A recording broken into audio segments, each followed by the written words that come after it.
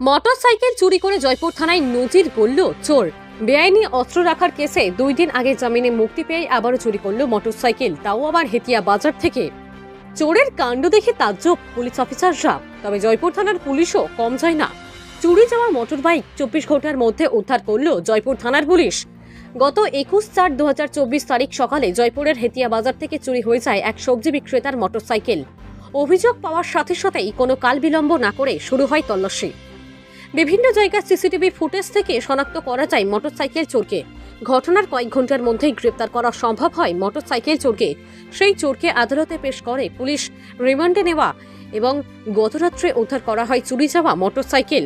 তবে যাই হোক, গত 10 মাসে 5 বার গ্রেপ্তার চোর।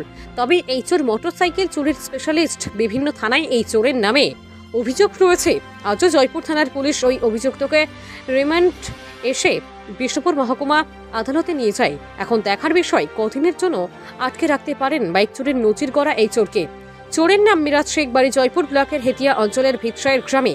গ্রেপ্তার করা হয় বিষ্ণুপুর থানা এলাকা থেকে।